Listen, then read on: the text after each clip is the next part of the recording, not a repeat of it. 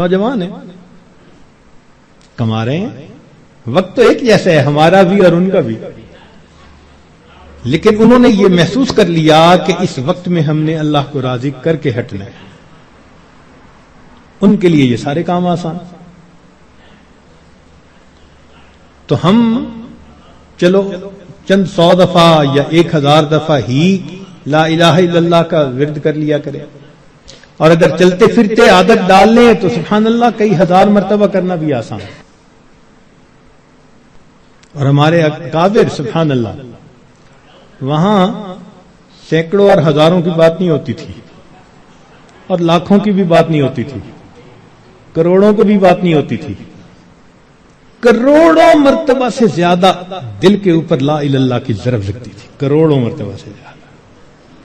دل کے اوپر کتنا نور ہوتا ہوگا، اللہ اکبر کبیرہ۔ اور استغفار کی کثرت کریں۔ اور 2 چیزیں جس کی ہمیں ضرورت ہے، ایک اللہ رب العزت سے جنت مانگیں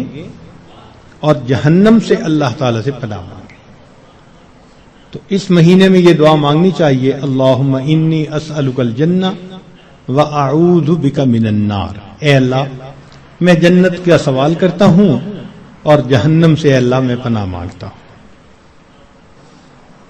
چنانچہ رمضان مبارک کا اکرام کیسے کیا جائے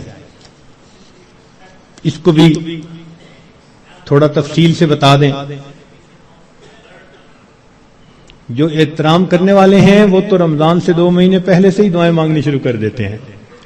رمضان سے پہلے ہی گناہوں کو توبہ کر کے باطن کا غسل کر لیتے ہیں، اور پھر رمضان خوب اچھے انداز سے گزارتے ہیں۔ لیکن اب آخری عشرہ رہ گیا، اس آخری عشرے میں ہم گناہوں سے اس طرح بچیں جیسے احرام کی حالت میں حاجی محرم گناہوں سے بچا کرتا ہے۔ جو لوگ حج پر گئے ہیں نا، عمرہ پر، ان کو اچھی طرح اندازہ ہے کہ جب احرام باندھ لیتا ہے تو بالکل کیفیت ہی اور ہو جاتی ہے، پھر جنایات سے بہت بچنے کی کوشش ہوتی ہے، ہر وقت یہ احساس رہتا ہے میں محرم ہوں، احرام باندھا ہوا ہے، بالکل رمضان گزارتے ہوئے وہی کیفیت ہو، انا صائم، میں روزہ دار ہوں، رمضان کا مہینہ ہے، مجھے اس میں کوئی گناہ نہیں کرنا۔ چلتے پھرتے لا الہ الا اللہ کا ورد رکھیں، اور کبھی کبھی پورا کلمہ بھی پڑھیں، لا الہ الا اللہ محمد الرسول اللہ۔ جتنا ممکن ہو سکے قرآن مجید کی تلاوت کریں، حتیٰ کہ 2-3 منٹ بھی اگر خالی ہیں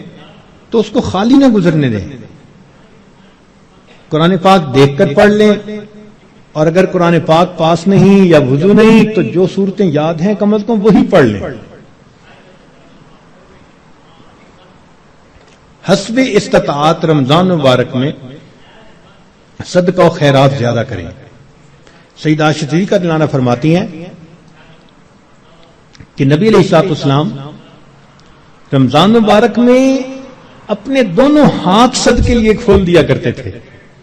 جیسے تیز ہوا چلتی ہے اس طرح نبی علیہ الصلوۃ والسلام صدقہ، پانی اللہ کے راہ پانی کی طرح پیسہ بہا دیتے تھے۔ تو صدقہ و خیرات زیادہ کرنا، وعد و نصیحت کی محفل میں روز بیٹھیں، کہیں فجر کے بعد ہوتی ہے، کہیں تراویح کے بعد ہوتی ہے، اور آخری عشرے کا سنت اعتکاف اگر نصیب ہو تو سبحان اللہ۔ معتکف کی حالت ایسی ہی ہوتی ہے کہ جیسے کسی کو منانے کے لیے اس کے دروازے کی چوکھٹ کو پکڑ کے بیٹھ جائے، اگر تو در نہ کھولے گا تو میں بھی در نہ چھوڑوں گا، بس نیت کر لے کہ اے رب کریم آپ کو مجھے منا کے اٹھنا ہے۔ واقعی دیکھا ہم نے محبت میں ایسے ہوتا ہے، اگر کبھی کوئی محبوب ناراض ہو لوگ قدموں میں بیٹھ جاتے ہیں، بیٹے سے باپ خفا ہو آپ کے قدموں میں بیٹھ جاتے ہیں، ابو جب تک آپ راضی نہیں ہوں گے میں قدموں میں سے نہیں اٹھوں گا۔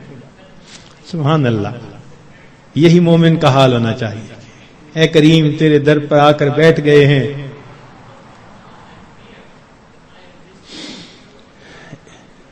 اجازت ہو تو آ کر میں بھی شامل ان میں ہو جاؤں، سنا ہے کل تیرے در پر ہجوم عاشقاں ہوگا۔